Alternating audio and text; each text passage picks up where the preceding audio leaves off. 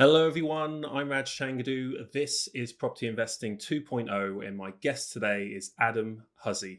Adam is an entrepreneur, property investor, developer, and multiple business owner. His journey as a property professional really started in March 2007 when he undertook his first property course. At the end of 2016, he left his 9 to 5 and started investing and developing full time. And today he has built a portfolio of 78 properties ranging from buy to lets to HMOs and commercial. Adam, hello and welcome to the show. How are you? I'm very well. Thank you for inviting me on. Yeah, very well indeed. It's a bit gloomy outside, but apart from that, all good. I know it's we're recording in the morning and I've got all the lights on in the place right now. Very different to recording a few months ago.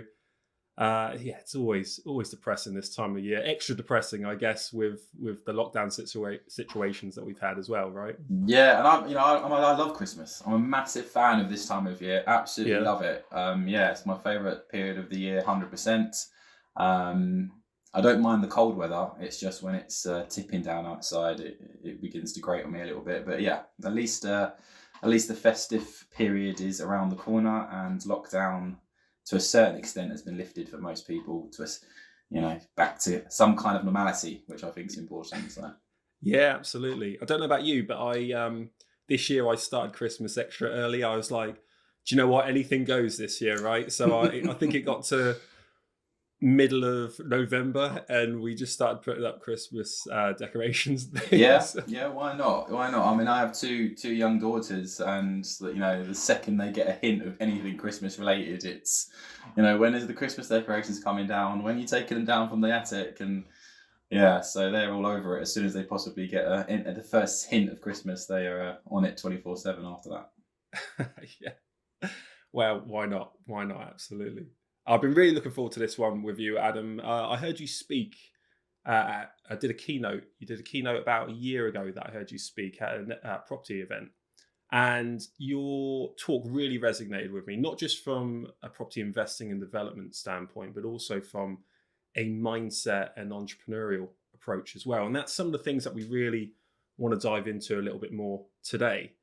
But I like to give guests a little bit, I'd like to give the listeners a bit more of an insight into our guests. And I like to start with a bit of a random, unconventional fact for you. And like me, it's something we have in common. You've never had a job interview before, have you?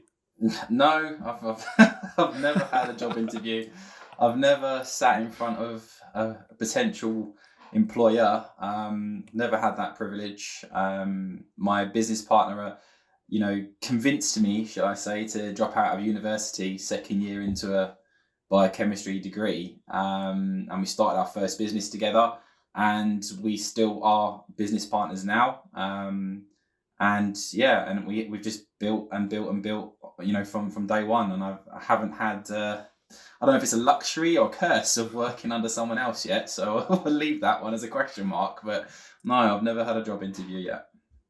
Yeah, do you know what? It's quite funny. My wife was going for an interview the other day, and she was a bit nervous, and I was trying to give her some pointers, and she goes, "Why am I going to listen to you? You've never been Yeah, there before." exactly that. I wouldn't even dare give pointers to anyone, let alone my other half, about some Yeah. interviewing techniques, because I truly have no idea. I was like, "Yeah, touche. Yeah, you've got me there." So I'll just shut up and sit here. To be honest, Safe um, option, exactly. yeah, yeah. I learned that the hard way. Adam, so yeah, so you dropped out of university. You went straight into being an entrepreneur. What was that business that you started off in? So we started off with a high end kitchen business, which is a bit random. But like me and Steve do most things, we didn't just open a shop. We imported everything from around the world. We built a fabrication center for the stone countertops. So we actually fabricated and had a fabrication warehouse within our offices and showroom and stuff. So we really went, head first, straight in. Bearing in mind, myself and Stephen knew nothing about kitchens. It was just one of those, almost not a harebrained idea, but it was like an off the cuff idea. And we were both committed, and our mindset was bang on point, and it was exactly where it needed to be. And I think that carried us all the way through to where we are now, where we are today. So yeah, looking back, my parents weren't too happy about the whole dropping out of university thing, but I think it was a good shout all in all. That's pretty standard. I guess at that age, they have no idea that you're going to actually take this business seriously. I don't know. I don't know how, if they know, I guess if they know you pretty well, they must know how driven you would have been. Have you always been driven? Yeah, totally. I mean, if anyone that knows me on any kind of level will know that I absolutely despise being bad at anything. So, I will do my utmost to make sure I'm not, and I'll practice. And whether that's from an educational standpoint or a sporting event or whatever, I just can't stand being bad at something. So I'll push myself to the absolute limits until I'm at least competent. And that still runs today. I've got a lot of spare time on my hands these days, and I've taken up golf recently. Nice. And I don't know if you play golf, but it is the most frustrating sport I've ever had the privilege of playing. And I can't stand being bad at it. So, I'm throwing myself in, having private lessons. I'm down the range every other day. I'm really trying to get better. But that's the kind of approach I take on everything, business and personal life. I give it my all. Otherwise, why bother trying? You've may as well give it your best shot. Yeah, I have to completely agree with that approach to things, and certainly the golf aspect. You can say I play golf, if that's what you call it. I've been doing it for years, to be honest, and I'm pretty natural at most sports. So I'd say most like athletic sports, I used to be really natural at them. Golf's just not that thing for me. Yeah, Golf I find it alien. Yeah, totally. Yeah, it is. It's crazy. I just jury's out. I don't know if how much better I'm going to get at that, to be honest. Yeah, well, I'm giving it my best shot. So, but yeah, I try to follow that all the way through. If I don't know something about a part of the business, then I'll learn, and sometimes the easy way, sometimes the hard way. But either way, I'm going to get the knowledge and understand it for next time. Mm-hmm. So how did that business, the kitchen business, evolve into property investment? So me and Steve have always been a lover of properties anyway. So we've always enjoyed properties. We've always liked the idea of owning buildings. And obviously back in the day where you purchase properties in your own name, as a given, the actual rental income was obviously beneficial, unlike some of the restrictions that have come into place now. So on the back of the success of the kitchen business, we weren't flippant with our profits. We actually reinvested them into buildings, into properties, into houses. And me and Steve probably bought one each every year, every 18 months, that kind of thing. Fully mortgaged, obviously, but we bought them, and then before you know it, we kind of had 4 or 5 each. But we found out that we really enjoyed that aspect of owning the buildings more than we did the actual kitchen company, because as the kitchen company grew and grew and grew, we had more and more staff, more and more processes, more and more red tape. And it got to the point where we were looking forward to building our portfolio more than actually building the kitchen business anymore. And then time became an issue. We found that we were earning some good money from our properties with very, very little time input. And we were making some very good money from the kitchen business, but it was saturating our time. We were heavily involved. It was long hours. It was 7 days a week, up and down the country, abroad as well, regularly. And we weren't happy with that trade-off. So we sold the kitchen business and dived into property full time. And we haven't looked back, to be honest. It was, one of the best decisions we've ever made, to be fair. And it's just grown and escalated and snowballed on from there. And that's interesting. Did you, when you were first investing in property, did you have any idea that you would turn that into a business? Or did you think, well, this is just a good way to build wealth? This is a good way to build some passive income? No, yeah. When my mindset was different, I was very much under the understanding that this would be my job in the kitchen business. I would be working 9 to 5 days a week, and then the buildings that would accumulate rent would simply top up funds for, a bit of a lavish lifestyle or holidays or whatever else. At no point back then was I really thinking about it being a full-time occupation, or at least an occupation where it gives me, as much freedom as I currently now have. It was just more on the sidelines, a bit of a side hustle, if you like, as opposed to anything full-time. Yeah, it's interesting. I think I was very much the same. Getting into business initially, I just wanted to own my own business. I didn't think about the trade-off with time, the trade-off with the hours and the things that you miss in life. Was that very much the same for you, do you reckon? Yeah, it was. I mean, I think when you're young, I mean, we were 23 when we first started up that business, 22, 23. So, I was very much different back then. And I wanted to, I own my own business and I have X amount of staff and, it's, I have my own office, it's all that kind of stuff.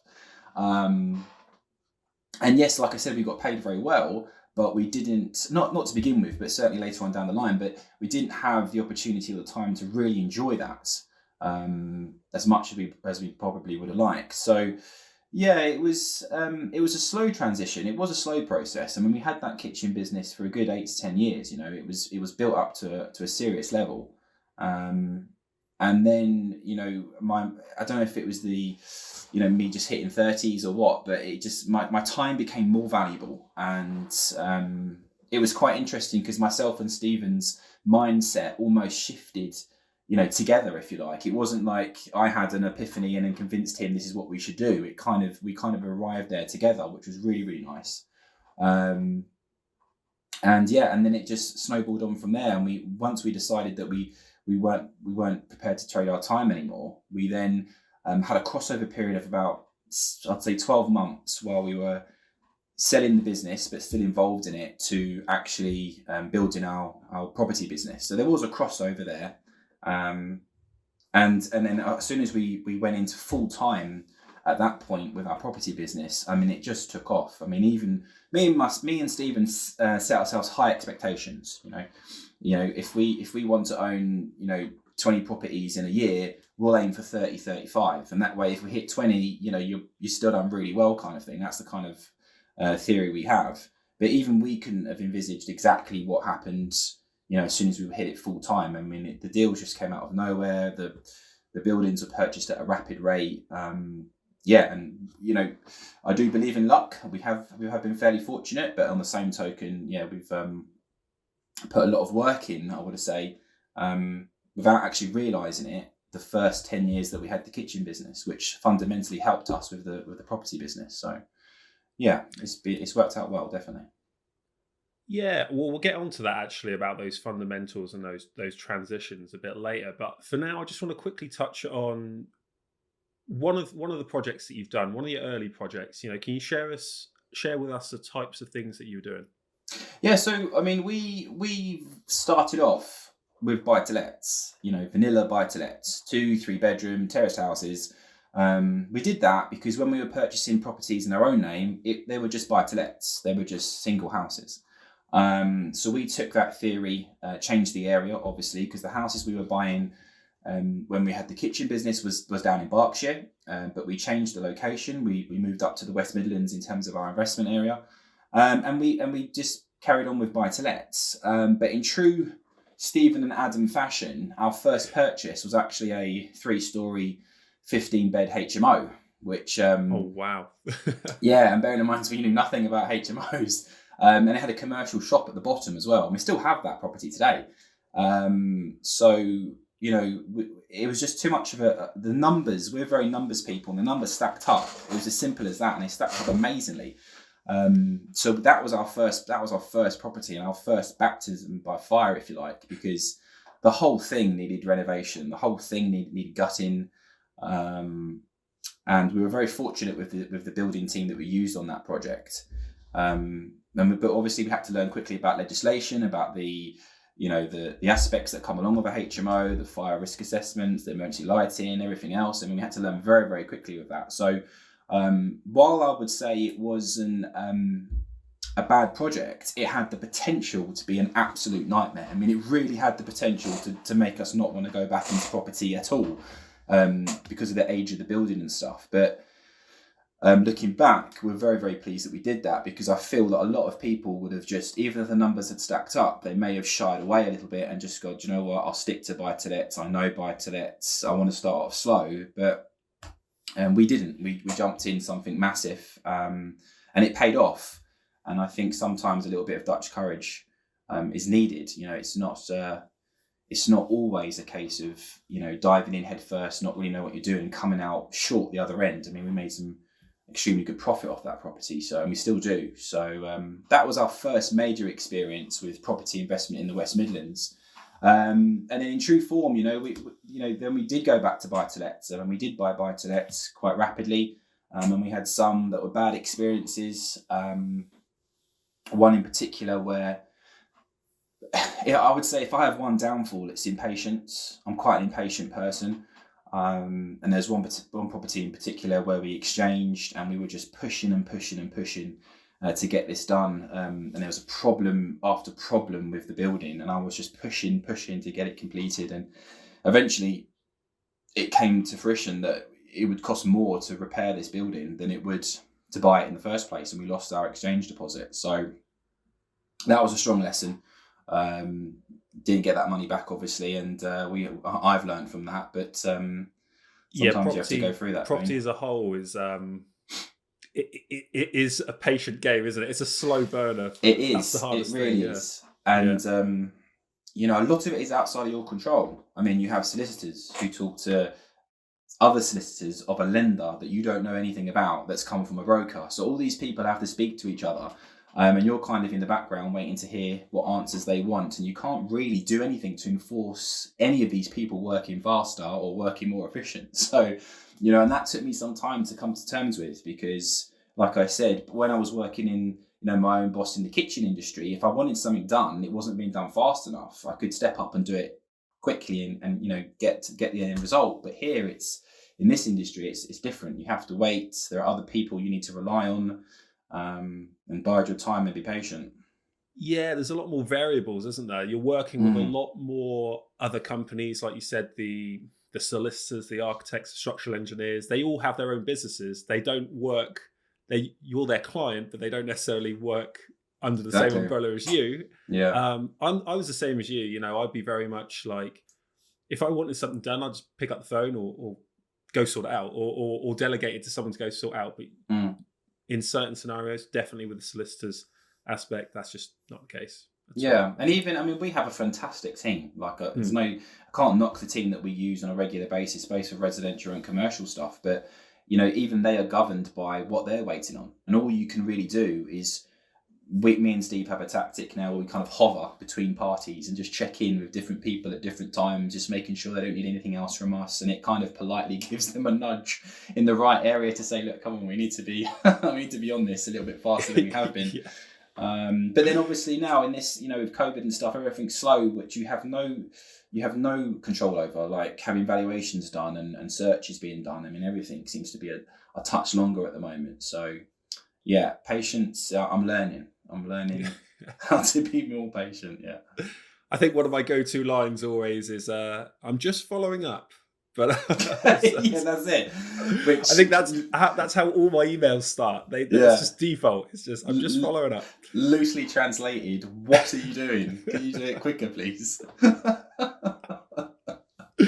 you said you're constantly learning, and you shared a few lessons there from that early project, that early HMO. Is there any other tips and lessons you can share with us from those first few projects?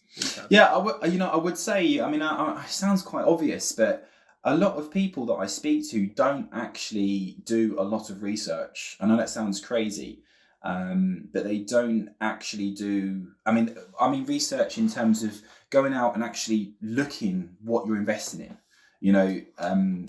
I speak to some people that are starting off their portfolio. We're helping them with that. And they will find a price for a particular building, then they'll go on Rightmove and look at comparables and everything else, and that's it.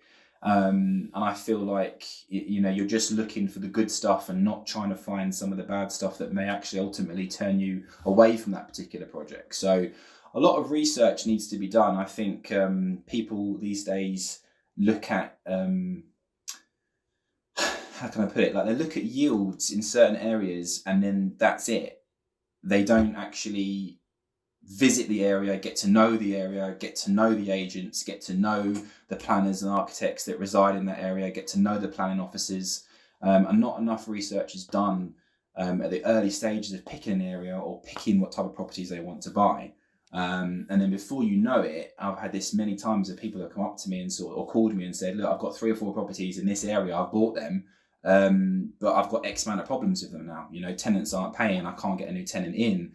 I want to sell my whole portfolio in that area, kind of thing. So I feel that a lot more research needs to be done for people that are starting out in the property industry, definitely, and a bit more due diligence needs to be taken. But it's got to keep on. You've got to keep on doing that. It's not a case of you do it once, buy the first property, and then never do it again. You've got to constantly look at what's happening in your area, what's happening in surrounding areas. And keep on top of that. And thankfully, Stephen loves a bit of research, so that's his forte. But no, I do it as well. I mean, we have to.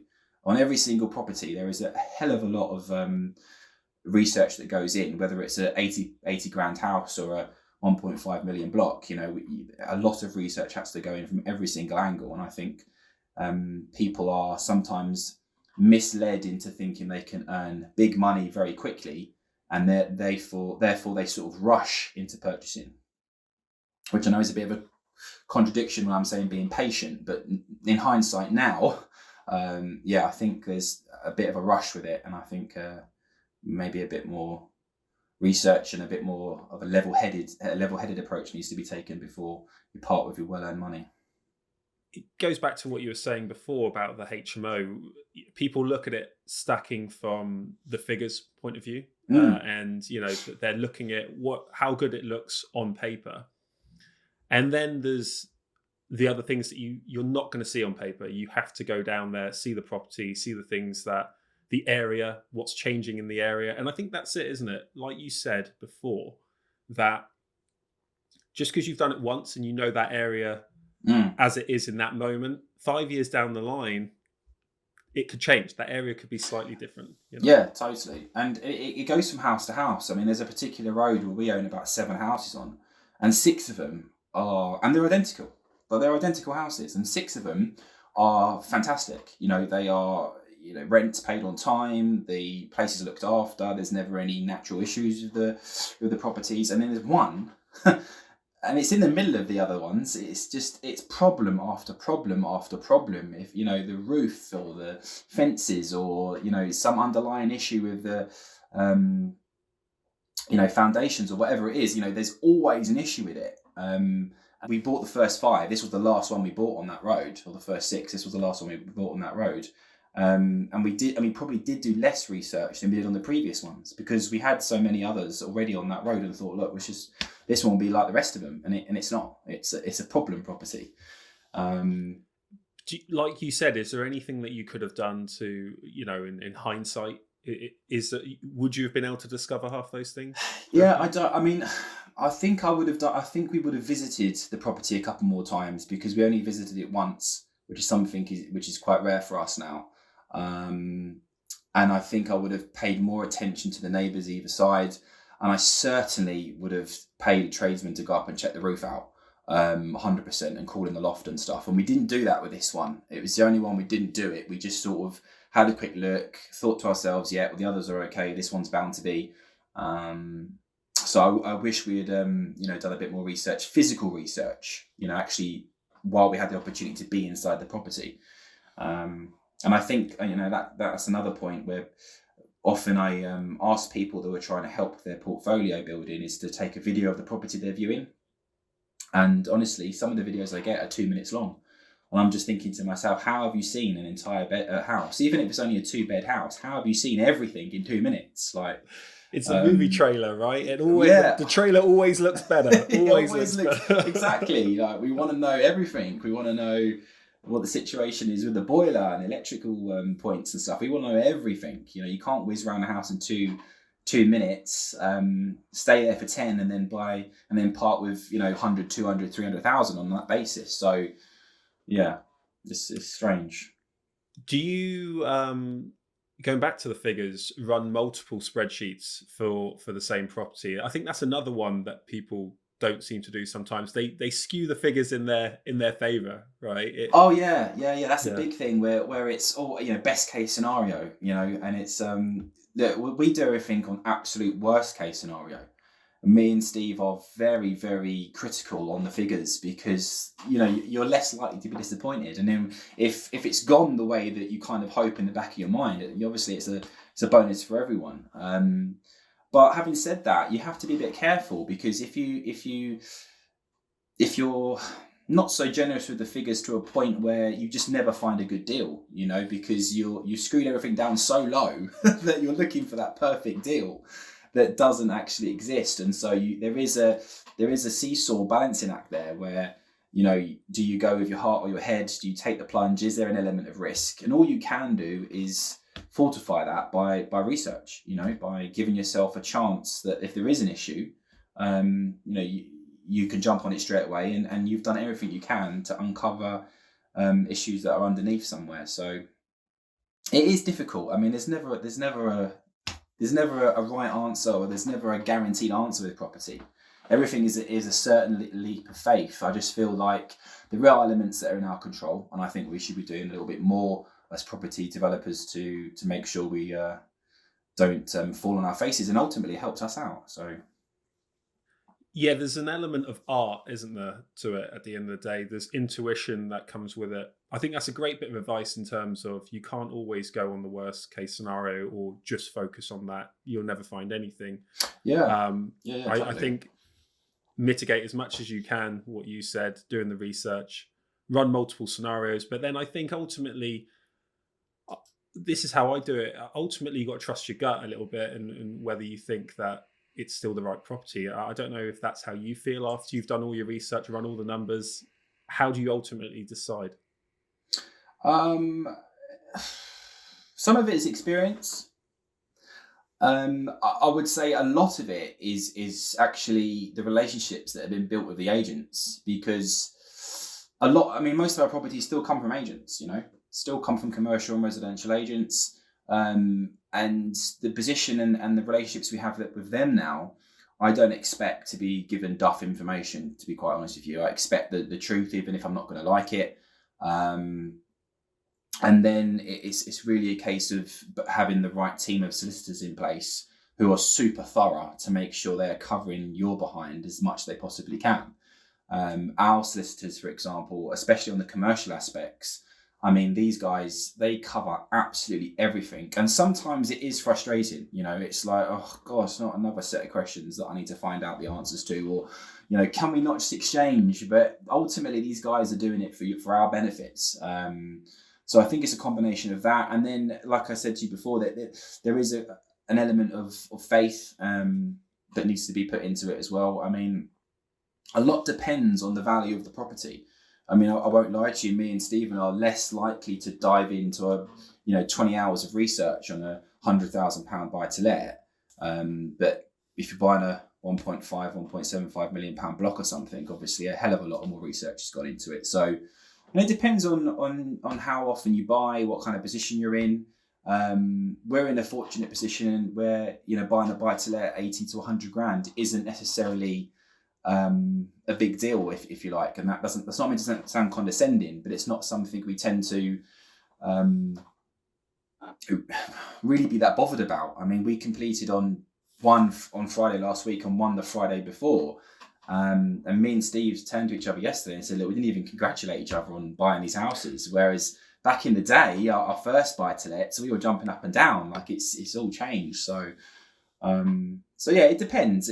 But I would say figures are important. You have to do your research, and if you're not going to know, who is? It's going to be the vendor or the agents, and it's unlikely you're going to be speaking to the vendor in any capacity, or at least a wide capacity. So hone on those agents and get the information that you need. No, I think that's great bit of advice there, Adam. And you mentioned that you still buy to lets then. So what types of properties has your strategy evolved too much? What are It, the it things you look for these days? It has, because well, I don't know. Yes and no. I mean, we still buy to lets. They're boring. I'm not going to lie to you, but they become more attractive when you have 50 of them, and they're simple and they're easy most of the time. But what we tend to do now is we were on our HMO front, so we still buy to lets, that's standard, and we always will. HMOs, we used to buy or try to buy properties that were already HMOs. Now we buy to lets that we can reconfigure and make a 5 or 6 bed HMO from it, which seems to be more fruitful. And then at the moment, our main strategy is buying shops with flats or apartments above them. In our area, there seems to be some really, really good deals on at the moment, and have been for the last maybe year or so. So that's effectively what we're doing at the moment. But we own a whole range of things now. Blocks of apartments. We own commercial projects. We own offices, serviced offices, and we own the block the whole block of serviced offices inside. We have a little bit of some fingers in most pies, to be honest, but concentrate on actual purchases. It is always going to be buy-to-lets, HMOs converted from buy-to-lets, and then commercial entities. I mean, that's really what we enjoy doing. Yeah, you sound like you've got a very diverse portfolio, and it seems to me buy-to-lets are always going to be a big part of that moving forward, I would have. Yeah, I would say they are. I mean, me and Steve try to aim for 4 to 5 mid to large projects per year, and then 1 or 2 really big projects, which would take at least 12 months to actually finish anyway, whether it's a massive renovation or building from the ground up. But in and amongst that, buy-to-lets are always purchased. We know the area very well. We've changed our area now to go slightly more north because one of our colleagues lives there, so he's right on the doorstep of this new area we found, which I'm not going to share with you. And it's very, very easy. It's very, very easy for us to buy the buy-to-let still. And yeah, we still enjoy it. And I can't see us stopping the buy-to-lets. I can't, honestly. No, I appreciate that, Adam. And yeah, I wasn't going to ask you anyway. I completely understand that. You got to keep the gold sometimes. You're sharing enough anyway of that. So, and I'm going to take the conversation a slightly different direction. Now, I want to talk about the behaviors and fundamentals of business. And as you've mentioned, you've been involved in multiple businesses, not always in the same space, the kitchen company, now investment and development. But I wondered if there's any particular fundamental skills that have been absolutely transferable for you, whether it's the kitchen company, whether it's property, whether it's another industry altogether. What skills have really helped you along your journey in property? Number 1, I would probably say is organisation. Being organised is an absolute massive benefit to me personally, and I fail to see how it can't be a benefit to other people in whatever field you're working in. Organisation. I think one of my taglines actually is "Organisation is the key to happiness." I mean, it really is. I was gonna ask you about that, and I was gonna ask you to elaborate. So here we go. I do have. I'm a self-confessed. I have a bit of OCD. I like things organised. I like things neat. I like things tidy. Stephen's always making fun of me because back at our office, my desk is in immaculate condition of everything where it needs to be, and Steve's got like a stack of papers this high of just crap everywhere. So it's really chalk and cheese on that front, but. We organise everything to where we're going, how long we're going to spend there, how long it's going to take to get there, how we're using our time most efficiently. We know, what we're doing, when we're doing it, how we're doing it, and how long we're doing it for. And then we set ourselves goals quarterly throughout the year as well. So it's not just organising the first week or two; it's organising near enough the whole year as best as you possibly can. And I find that massively useful because then I have a clear vision of where I need to get to. I have a clear vision that I can focus on, and we do upend it. We do. If we arrive at a figure of X, we always times it by 1.5 or double it, just so that we are stretching ourselves as much as we possibly can. But organisation in every sense. Get yourself organised to make your life easier. Financially. how your banks are set up, how your accountancy firm works, how your company structure is set up, how your desk is set up. Everything can be organized. And I think if you do that properly, it just makes your life so much easier. It takes away that stress that you ultimately will get in this profession. There's no two ways about it. It helps to relieve that pressure and that stress. And you perform better, and you're happier. And then if you're in that mindset and in that space, that's where you start to form relationships with anyone that you meet along your journey. And that is where that's where the gold is, in those relationships. We'll get onto that in a second, actually. That was the next thing I was going to talk about. But I'm getting the impression here that your Evernote folder is pretty heavy, to be honest, and your spreadsheets. I'm a fan of a note. I'm a fan of spreadsheets. I'm a fan of organization. I'm a big fan of just being clear on what I'm trying to achieve. I mean, a lot of people, when I used to do those, I used to do a couple of courses or speak at the PPNs like you saw, I would often ask, like, why are you here? Like, it's a simple enough question. Like, why exactly are you here? And people couldn't even sometimes coherently give me a direct answer as why they're here. So they're obviously not organized in their mind as to what the outcome is, why they're there. So being organized isn't necessarily, knowing what you're doing tomorrow, but I mean, organize every area of your life, and it hasn't necessarily got to be work related. I guess it's got to help in those decision making, right? If you've organized your thoughts and your goals, forward plan in business and personal life, there's less of those decisions to make for the things that, oh, do you want to do this, or do you want to go in this direction? You don't ponder about it too much. This is the impression I'm getting, because you've already made a decision beforehand. Yeah, totally. So me and Steve are very, very similar on this front. And we used to talk about this quite regularly. When a member of staff, back in the days where we had loads of members of staff in the kitchen industry, would come up to us and say, look, we need advice on this, this and this. It wasn't a case of, give me 10 minutes, give me half an hour, give me to the end of the day. We would make a decision there and then and move on from it. Now, whether that decision was correct or not, fortunately, most of the time it was, but we knew that we had made that decision. We could move on, move past that, and anything that would come on the back of that decision, we would then deal with as a team or together or whatever we need to do. But I feel that we definitely don't procrastinate on that level, no. If there's a question, there's a problem, we're on it very, very quickly. Because what I don't want to happen is have all these problems or issues or questions crop up. We put it to the back of the pile, and then ultimately it gets worse and worse and worse. We forget about it or whatever the issue is, and it just comes back to bite us later down the line. We'd rather jump on it, deal with it, or delegate it out, and then carry on in our organised, calm fashion, as we like to call it. Yeah. And do you, where you can, if you learn something new, an element at work or in business or in property, do you try and create a system as quickly as possible for that would help you stay more organized? Yeah, totally. So, I mean, Stephen probably creates a fair amount of the systems that we use on a day-to-day basis. And if we had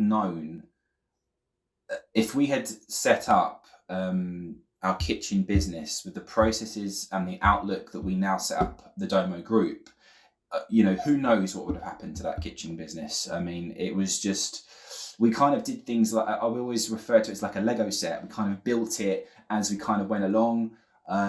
Whereas now, when we first started the Domo group, obviously we had a lot of front end processes, spreadsheets, video tutorials on how to do things, and thinking in the future of exactly, we weren't sure where it was going to end up, but I remember we used to do video tutorials on the simplest things and save them, so that when we knew we'd employ staff on this business, that we could just simply send everything to them and they would know exactly what to do without us having to, teach them or go through the motions and spend hours and hours and hours on telling them how to do something quite simple. So we really thought about that quite extensively. But yeah, but again, all of that comes back down to being organised, organisation. So yeah, you mentioned in the kitchen business that, like you said, you were working 7 days a week, you didn't have a lot of time. And do you think a lot of that in hindsight, you kind of touched on it, could have been outsourced or systemized and maybe released a bit more of your time? I think it could have been. I think it could have been. I was definitely back then in the mindset of, look, no one's going to do it better than me. I'm going to do it quicker, and I'm going to do it, better than anyone else. What I wasn't considering was how much time that there was no time left for anything else other than work. And now I'm quite happy to delegate away. And I'm not saying that everyone's going to be able to do it as well as myself or whatever, but if they do it 80% as good as I would, but free me up 100%, then that's a win-win. And that's the kind of avenue we go down now. But I must admit, I mean, the kitchen industry, that was a hard industry to learn. And we weren't like carpenters or stone fabricators or kitchen designers that had just started their own business. It quite quickly came to fruition that me and Stephen's strong point was business in general. It was running a business. We knew how to do that, and we learned very quickly how to do that. And those lessons were very, very quickly adopted into the Domo group and the property industry and all the businesses we have now. So yeah, it was difficult, but we took a hell of a lot of information and tactics and processes and experience away from that kitchen industry and passed it over to the Domo group. And you touched on relationships. You said that's been a key factor for you in business as well. Can you tell us a little bit more about that? Massive. I mean, we as it stands now, we do a lot of we help a lot of people with their investments. So we have a small selection of people where we help them with building up their portfolio. But some people just aren't interested in property, but they are interested in money, funny enough, or making money. So, one of the things that me and Steve do is we help people with high returns on their money. They invest and they can, they can make between 15 and 20%, which is fantastic for them. But all of that's come about through relationships. If relationships weren't built up previously. So to give an example, and I'm going off tangent here, but to give an example, when we sold the kitchen business, we wanted to go quickly and buy property wherever we could before we structured our goldmine area in the West Midlands. After the initial excitement settled down, we'd done a few courses and we were honing in on like, okay, this is what we're going to buy. Our first investors were actually the competitors of other kitchen companies who were our competitors when we owned the kitchen business. Because they, we weren't enemies or anything. We knew of each other, but we had two separate kitchen companies invest in the Domo group because obviously they knew that we had sold our kitchen business. But they also admired and understood the way that we ran that business. So their thinking was, well, look, if they did that there, who knows what they're going to do here? And they invested just north of $500,000 between them with us. And that's all because of the relationships that we built in the background with these other competitors, kitchen companies, that we didn't even know we were doing. We had no idea that was actually going on and laying down the groundwork for them to invest such a high amount when we were, going down the property route. And when that happened, it was we were shocked, to be quite honest, because the conversations and the meetings we had were naturally going down that way, and we didn't realise that was actually happening in the background. And then we adopted that philosophy with everyone we met from there on in, really spent the time to get to know people and to understand what their needs were, and ultimately building up their relationship in the background. And that goes across the board: agents, builders, any sort of tradesmen, solicitors, advisors, anyone that's in the property realm. Building up that relationship and taking time to do that, it's like gold. It's hard to fathom, and I think a lot of people don't fully understand exactly what potentially can happen if you spend the time and really build relationships up early on.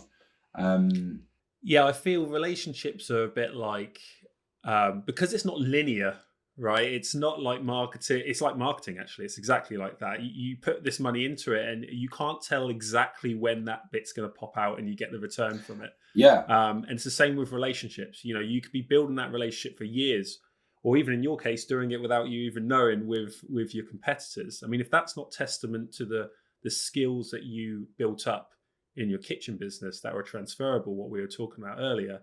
I mean, to invest in you in a new business, a completely new business that you've yeah. never actually been in before, that's a lot of faith, a lot of trust, and it shows that you had some skills that were extremely important to them.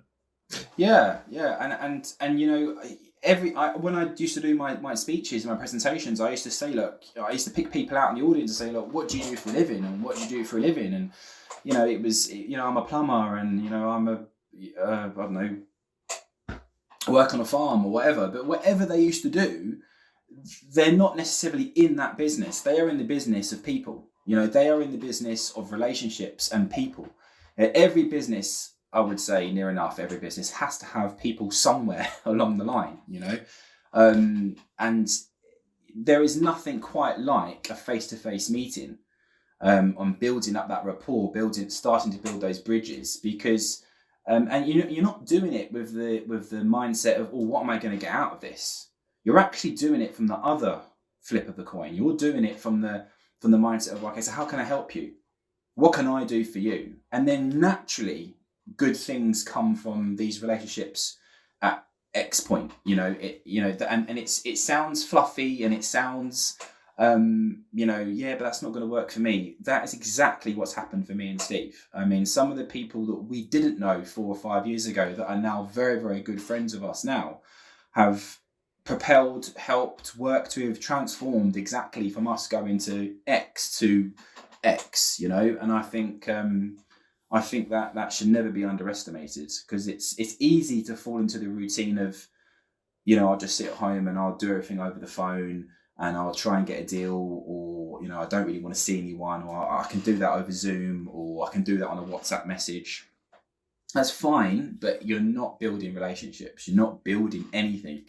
And subsequently, anytime you need anything, where do you go? I mean, hopefully you don't ask Google, but you should be asking your friends and your peers and your colleagues, you know, advice. And me and Stephen still do it. We don't profess to be an expert on every single area. I mean, there are some, especially with tax. I mean, geez, our accountant, FYI, Riverview portfolio, you know, absolutely fantastic, like beyond fantastic. And Mark Barrett there is, you know, an absolute wizard.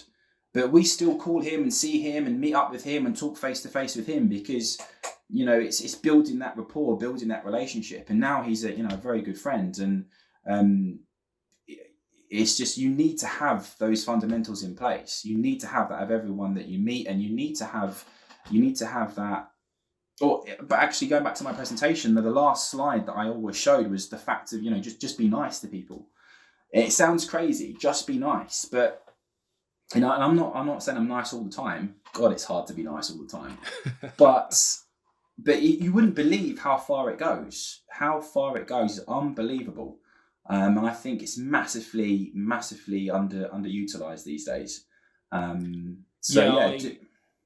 Definitely got to agree with that, you know, because you don't know, you know, before someone gets into bed or does business with you, they probably ask someone else that you know or whatever. And, you know, the amount of times I do it, you know, I like to check through other sources. I go, you ever done business with this guy? What's he like? You know, and just get to know them a little bit. I would encourage that. If someone is on the fence, you know, do I want to invest with these guys? Yes, they offer great returns. But it's not as if I'm, you know, known this chap or these chaps from a childhood friends. You know, I haven't known them for years and years and years. I would encourage them to actively dig up everything you possibly can on me, Steve, business and investment. Like I really would, because you know, we have a fantastic investor family that all of them are on a WhatsApp group. They can all chat amongst themselves. And I would encourage that. You know, if I'm going to go into business with someone, I'm certainly going to want to do a bit of research and a lot of due diligence and stuff. And hopefully what you find is that everyone speaks, you know, as highly of you as they possibly can, you know, because You know, you're actively trying to help everyone out. And there are many times where I've done loads of things for people, not expecting anything in return, but what do you think they're going to say if someone asks them about me later on down the line? You know, it's going to be a nice report, which is exactly what you want. And plus, you know, good deeds, they should be a daily occurrence, you know, not a monthly occurrence. They should be every single day, as often as you possibly can. And it's difficult. Like, you got kids, you've got a job, you've got pressures, you've got issues, you've got COVID. You know, it's not always easy to do all that. But I think if we can just find a little bit more time to be nice, help each other out, build relationships, I think the world will be a better place. I really do believe that.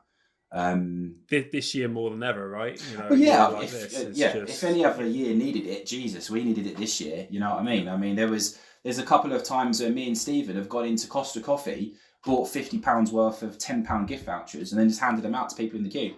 Like, really? Why not? Like, it's 50 quid, and everyone's going to get a free cup of coffee and some change left over. You know, it's, you know, and it's crazy the sort of looks that you get. Like, some of them are like apprehensive to take a free gift card because they think it's rigged. It's rigged with something, you know, and you know, and ultimately it is selfish because I don't know these people, but it makes me feel good. Yeah, the look on their face, right? When they're so happy that you've done something. It honestly, it's undescribable. And then I remember we did that once, and me and Steve were outside Costa just having a chat right outside, and then one of the Costa staff came out and gave us each a free cup of coffee. So he goes, "You do know you're handing out free gift cards?" And we're like, "Yeah, of course." And she said, "Oh, here's a coffee on us." And do you know what I mean? But she didn't have to do that. But it's really, really nice that she did. And I don't think there's enough of that in the world, and there's definitely not enough of that in business. Everyone is always under the pretense or the impression of, okay, so what's in it for you, or where do you get paid, or, you know, how do you benefit from this? And sometimes that's just not the case. Me and Stephen have been fortunate. We've worked our nuts off. There's no doubt about that. And now we're in a position where we can help people out. And then so why wouldn't we? If you're in a position to do that, why wouldn't you? And a hell of a lot of that has come from relationships we've built previously over the years. No, I think, like you said, I think we need a lot more of that in the world. And that rolls on nicely to the last bit. I want to be mindful of your time now, and that's mindset, Adam. You know, it's a big cliche. It gets banded around a lot. But I don't think enough people truly understand how important it really is. I mean, how important has it been for you in business? Oh, it's a fluffy area. If you don't grasp it properly, it's a fluffy area. There's no doubt about it. But the thing that I think people struggle with is that mindset isn't necessarily something that you think of, a goal that you think of, and then you put it to the back of your mind and you go about your daily business. That isn't a shift in mindset. It's a mindset for me is a constant accountability of what I'm trying to achieve. So, and it's not one task, it's not one goal. So you can have many different things, but running simultaneously. But if for example your mindset is to purchase 10 properties in the next year, and you hold on to that and you focus on that, and then you shift your mind to how you're going to achieve that, I can guarantee it will happen. But you have to actually want to go out and do it. You can't just sit in your bedroom all day playing PlayStation, think about it, and it's going to happen. You know, you have to actively want to push yourself to the absolute limits to go out and do that. And then, you know, there's never an excuse that's good enough, in my opinion. So if someone said, "Oh, I want to go and buy a property next month or next year or whatever," and they're like, "Well, I haven't got any money," well, then you can find investors. We did. So there's all, you know, and that seems to be a common trait. I don't have the funds. I don't have the money. Okay, you don't have it right now, but who actually have you proactively asked for investment? And then it's like, well, who's going to lend me money? And I'm like, that is where your problem is. The mindset isn't there yet. You are not at the point where you are thinking to them, thinking that you are doing them the favor, not the other way around. And you have to really shift that quite quickly if you want to get people to invest in you. Because I we give fantastic returns away, Raj. There's no doubt about it. But I And we do use money to buy them, investors' money to buy a property. Of course we do. But I am under no illusions. In my opinion, it's us doing them the favour because of the returns we offer. You know, it's us doing them the favour. And I think it's quick. And that is a mindset that I am stuck in now. Whether it's right or wrong, you don't agree with it, that's fine. But it's a mindset that I'm stuck on, and it's served us extremely, extremely well because of that. And that enables us to buy so many properties very, very quickly. Yeah, that you spurred so many questions off the back of that. One was I completely agree that one of the biggest limiting beliefs for people is about the money to go and do property, to go and do investment.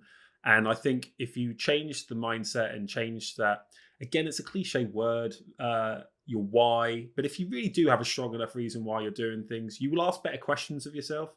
Instead of how Yeah. do I find the money, it's like, well, yeah, sorry, instead of I can't find the money, it's how do I find it or who do I ask? But yeah, I completely agree with the mindset approach. And do you think there's any ways people can improve it? You know, any tips that you have to improve their mindset? It's hard. I mean, they have to. I mean, the number one thing is to be surrounded by people that are where you would like to see yourself. You know, because that's the only way you're gonna gain belief, which ultimately is another word for mindset. It's belief that you're going to do it, and like an unholy, unmovable form that you are going to be able to do exactly what you set your mind to do. Because everybody talks about success, whatever that means to them. But ultimately, success, whatever you're trying to achieve, is difficult to actually get to. You know, whether it's financially free or time free or whatever it is, it's called success for a reason, because it's difficult to obtain. But how desperately do you want to get there? How desperately do you want to be able to go and buy whatever you want to buy and lay in bed till 10 o'clock in the morning? Like how desperately do you want that? Do you want it desperately enough to ask someone that you don't know if they would like to invest in you, or post something, a video on the group, a property group, about your company and introducing yourself? I mean, how desperately do you want to achieve greatness? How desperately do you want to achieve success? Because if you kind of only really want to, not too bothered about it, that's exactly where you're going to end up. You're going to end up half short. And it's the people that really do understand how little time we have left on this planet in the grand scheme of things, that then think, geez, you know, I'm 38, and you know, I think to myself, look, if I double that, you know, I'm not going to be able to do what I'm doing now. I want to be able to grasp every opportunity that I possibly can. And I think people that are 21-year-old, 22-year-olds who have a fantastic mindset now are going to be serious forces to be reckoned with in the future. I really believe that, as long as they keep that in their locker now. But how to manifest it now is surround yourself with the right people, believe in yourself. I mean, you have no limits. That's the thing. You have no limits. I mean, look, me and Steve never went to university. You know, we did A levels. We never went to university. We never did any business courses. You know, and if I look back at high school now, if people, I would love to do a high school reunion. I'd love it, but that's not going to happen. But people would never have said, "Oh, Adam's going to end up where he ended up." Absolutely no chance. No way. But and again, it goes back to my presentation, which I do sometimes, is you know, just average guys. Me and Steve aren't super intelligent, or you know, we're just average guys that have gone about things the right way and believe that we can do it. Now, Adam, I could talk here for another few hours. As always, I've run out of time before I run out of questions. But Adam, you know, you've been brilliant with your time. Thank you very much for the content, the information that you provide for people. You really do give back to this community. I've heard you speak before. And Adam, if people want to find you, learn more about you, where can they get hold of you? I used to, I don't know if you remember, at the end of my presentations, I was like, look, I'm on Instagram, on Facebook, I'm on all these social media sites. Like I'm not heavily active on them much anymore. Stephen is. I'm not so much on them. I still have my accounts and stuff, but I would like to people, if they want to reach out for whatever reason, to contact me directly and not through social media. So I would love them to email me directly. I'm more than happy to have my telephone number. So emails can be reached on adam@domo-group.net. And should I give my mobile number out? Doesn't make a difference to me. It's up to you. Email should be fine. Yeah, like I think email to start with is probably the best way to do it. You don't know what crazy people I am listening to this, Adam. That's the thing, you know. Do you know what my mum will be phoning you every hour, you know. So. Well, my mobile number's on the bottom of the email anyway, so I suppose I'll get it eventually. Exactly. But yeah, you know, I welcome the emails, and you know, if we can help in any way, we're more than happy to do it. You know, it's the way the world should work. So yeah, happy to do it. I appreciate it. Now, Adam, thank you very much again for your time, and I look forward to catching up again soon. Yes, 100%. Thoroughly enjoyed it. Thank you very much for having me, and all the success with your future podcasts. Appreciate it. Thanks a lot. All right, take care. Cheers.